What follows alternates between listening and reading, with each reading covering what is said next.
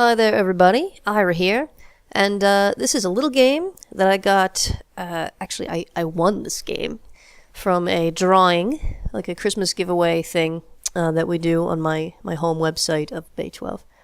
And I just started it up just to make sure everything worked, and I quickly realized this is quite possibly the worst game I've ever played. And I've played some pretty bad ones, guys. So I decided I'm going to do a video on this, not to show off how much fun it is, but as a little, guide to what not to do. Basically, this game feels like somebody made it as a school project or something, and then just put it on Steam without any testing whatsoever. None. Zero testing. So, yeah. So this is what you get when you start up the game. The controls keyboard. Now, I have a controller plugged in. The game supports Xbox 360 controllers and nothing else. There's no other type of controller that you can use with it. And it says it was originally designed for the keyboard.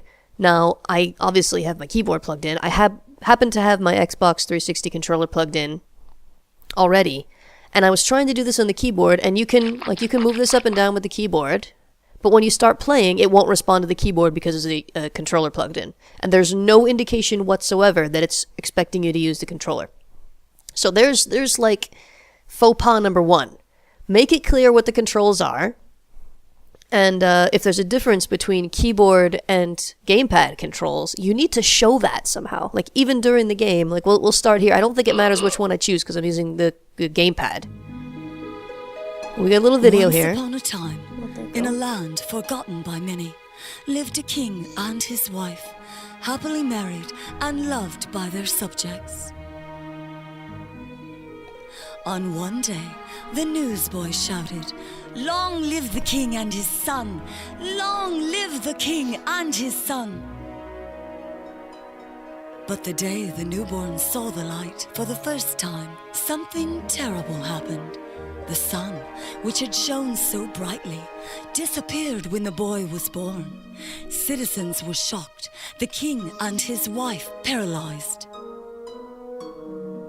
The child was so hideous, so ugly and despicable that not even his own father could bear to look at him. The townsfolk demanded that the king would sacrifice his son to make the sun come back and fill Grammar the error land there. with Demanded that the happiness king would again. sacrifice. Just want to point that out. Clearly not written by a native speaker. 2 years of darkness, I hope. hunger and sickness passed when the king made a decision. Head He would passed. Should be head sacrifice passed. his only son to save the kingdom from this curse. After hearing his father's words through the thin walls of the castle, the child escaped through a secret passage and fled into the forest, where he would live the rest of his life. The king sent his best men into the dark lands, but none of his soldiers returned. The evil in the kingdom grew stronger, and without the light of the sun, the land would be doomed forever. Since there were no soldiers left, the king gathered a group of 4 strong villagers to kill the lad and bring back his head. Unfortunately, these were the only 4 left. One player. Okay, so on that intro, voice acting plus text, good. Points for that. Original story, good, I guess, although it's kind of disturbing. It's all about killing a child because he's too ugly. So that's... I pointed out some errors in the text there. Now, I really, really hope it wasn't written by a native English speaker.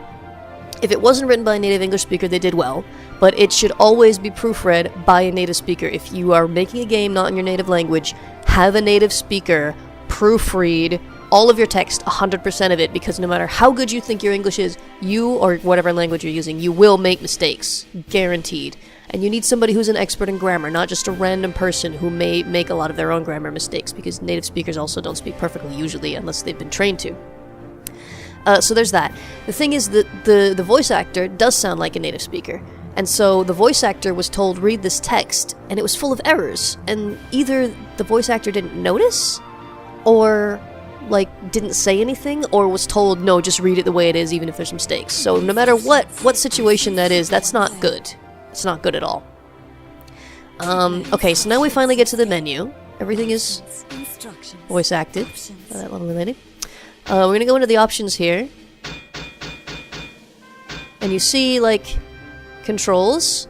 Why didn't this come up when I started the game? If it's detected a controller, and it has, I mean, otherwise it wouldn't be responding to my controller, and it wouldn't stop responding to the keyboard. So yeah, there's that. And you see there's a lot of controls here which were not shown when I selected the keyboard controls. They're not there. So I don't know what's up with that. It doesn't seem to matter what I choose. Reset map, I'm guessing, is to reset the game. Music, we'll leave the music. Music is alright. I don't have any problem with the sound or with the graphics. Those were well done. Like, maybe this game was made by an art student, not a programmer, or not a gamer. Full screen and window, good to know you can do that. So return to menu. Notice, by the way, no key for even on the Xbox 360. You've got primary weapon, secondary weapon, health potion, free speed, force field, and invisible. But there's nothing for pause or open menu. I want you to remember that, because those controls don't really exist. So we're gonna start when we get instructions, which I actually haven't looked at. You see the instructions are only for the keyboard. Okay? No instructions for the gamepad whatsoever. And again, it's just the same buttons that we had before. Move, use weapon, use object. Okay? And here we have all of the buttons for the other objects which you can get. And they're all different. And they're not shown anywhere on the screen. Okay? Also, no indication of what button you have to press to continue this little tutorial. Right? Double swords, magic wand. Okay, great. And I'm just pressing the A button on the gamepad, because I tried pressing everything else and nothing else worked. So eventually, by trial and error, like, look at all this crap. I'm not going to remember all this. One player. And they don't tell you about it in the game. Alright, so now you can play this co-op with 2 people. I am here by myself, so I'm playing 1 player. And here is the next insanely ridiculous choice. Okay, you can be the wizard or the gladiator. And I'm trying to move to the right, and you can't. Now, I thought there was something wrong or needed to be unlocked. No indication given whatsoever as to why I can't move to the right. So I went ahead and I looked on the Steam discussion boards for this game. And somebody had asked that very same question, obviously. Why can't I go to the right? Somebody actually beat the game with both of these characters, thinking they have to do that to unlock the other characters, and they didn't unlock. So they posted a question. Why can't I move on? Why can't I... I'm sorry, I've still got a cold, guys, so I'm coughing a little bit. If there's periods of silence, I'm going to try to edit out my coughing, because it's very unpleasant to listen to. So, sorry about that. I'll try to keep the coughing to a minimum. Yeah, but why can't I move to the right here and get the other 2? And the developer answered, well, because I want you to play with 2 players, so the other 2 characters are only selectable by player 2. Now, there's so many things wrong with that. First of all, no indication shown whatsoever that those are only for player 2, okay? So that's problem number 1. You need to give us a visual indicator, or something. Some kind of clue as to why we can't select those other 2. Number 2, why the hell can't I select any character I want? Making it so that I can only play those other 2 if I'm player 2 is just freaking stupid. I mean, most people are not going to play this co-op. I'm here by myself. I live alone. What am I supposed to give, a controller to my cat?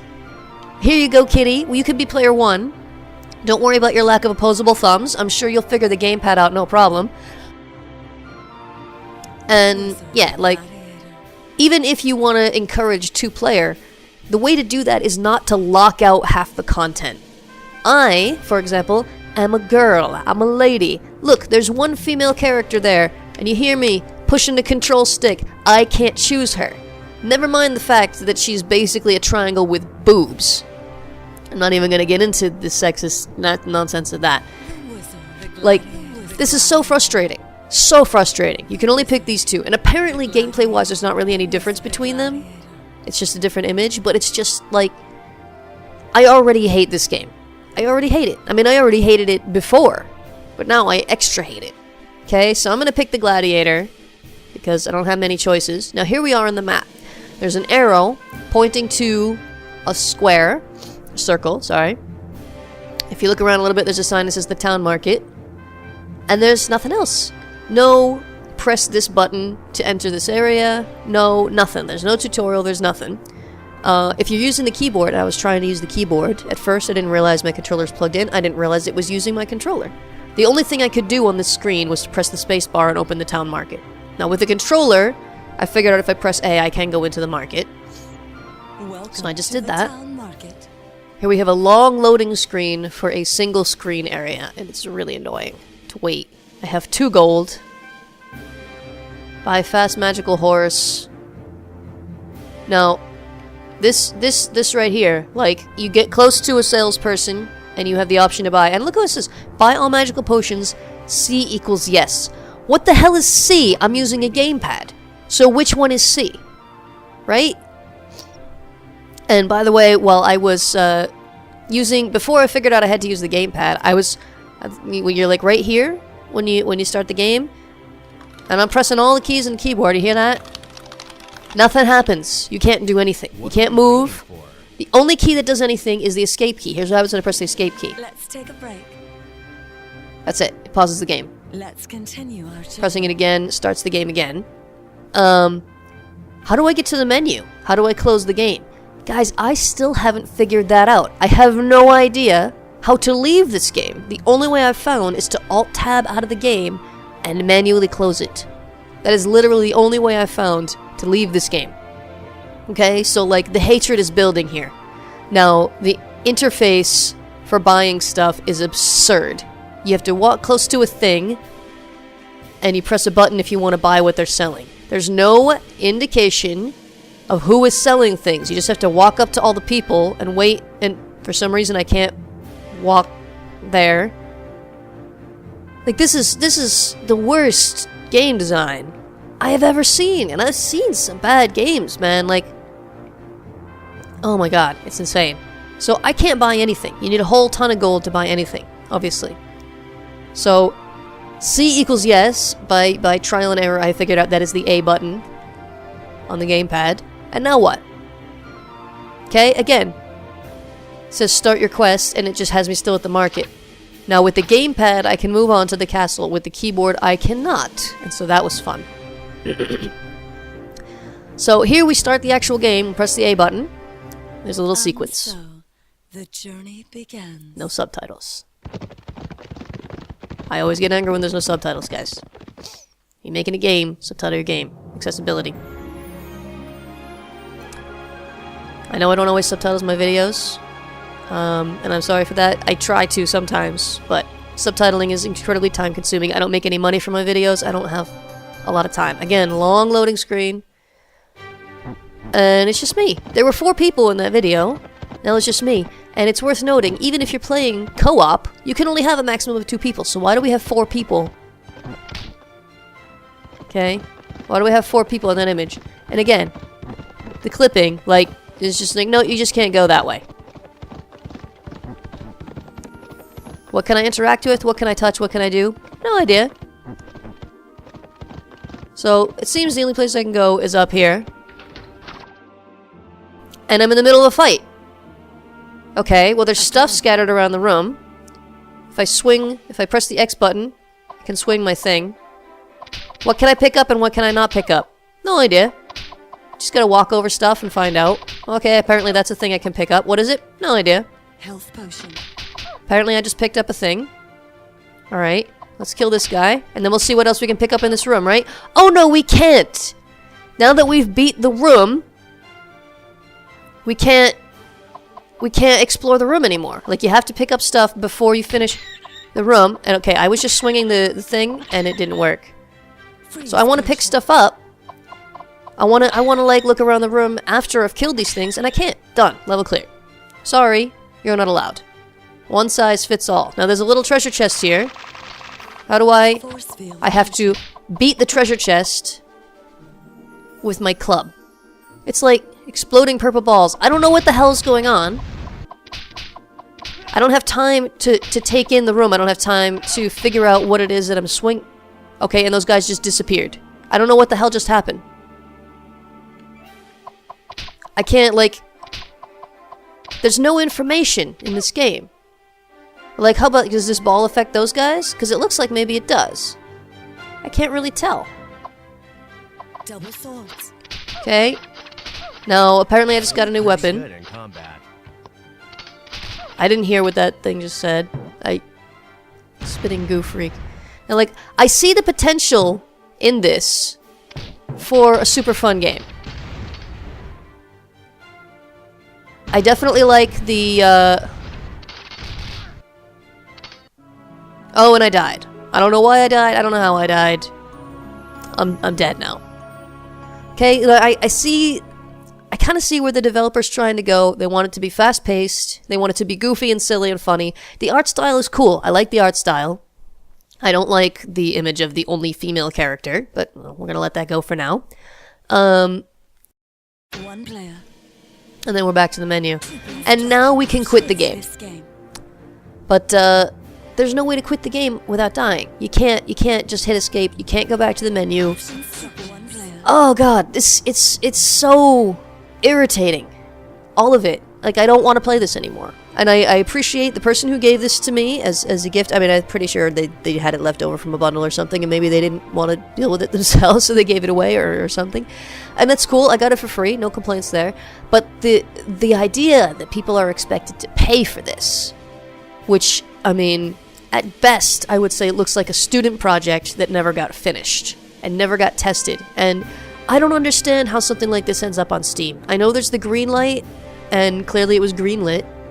So maybe the art style, like maybe if there's no demo and people see the art style and the music and they say, yeah, you know, this looks like it's fairly well made.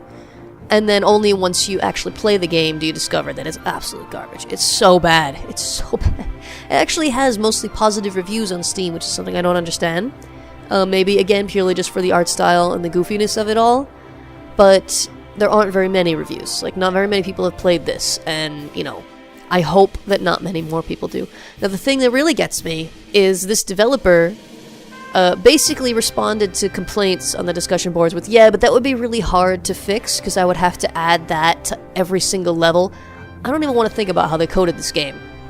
Like, they said that he can't unlock, I'm assuming it's a he based on the female image there.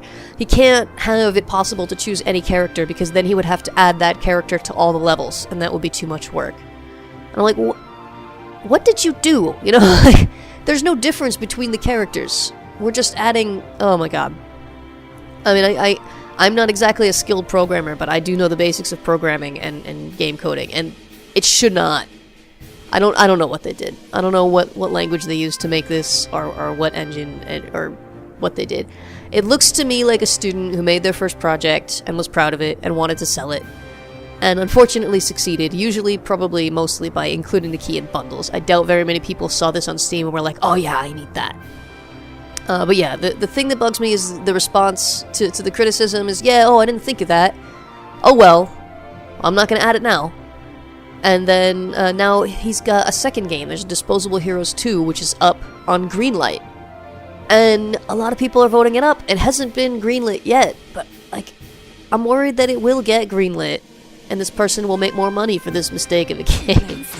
Because, I mean, I sincerely doubt they've learned enough from this one to make a better one. Like, I would need to see a demo before I would even begin to consider giving this person money. Now, you know, I'm not trying to insult the person who made this game. I mean, making any game is a lot of work, even if it turns out to be a crappy one. And kudos to them for actually creating a finished project here. Like, I don't want to discourage this person for making games. They should keep trying. But the thing that I'm criticizing is the fact that they are trying to sell what is clearly incomplete and just not good and not fun, generally, and like badly designed. You know, put something like this up for free and have people play test the hell out of it and give you feedback, and then use that feedback to make a better one. That's what you should be doing at this point in your game developing career. You should not be selling all your projects when they are clearly not fit to sell. Otherwise, you're going to get a reputation as a crappy game maker, and no one's going to trust you for future games. It could be that Disposable Heroes 2 fixes everything, and it's an amazing, spectacular game. but I don't trust this developer anymore because of this. So, anyway, that's my opinion. That's my little game development critique section here. I got a few other games that are new from the holiday times, and I'll be doing some more Let's Plays pretty soon. I'm looking forward to that.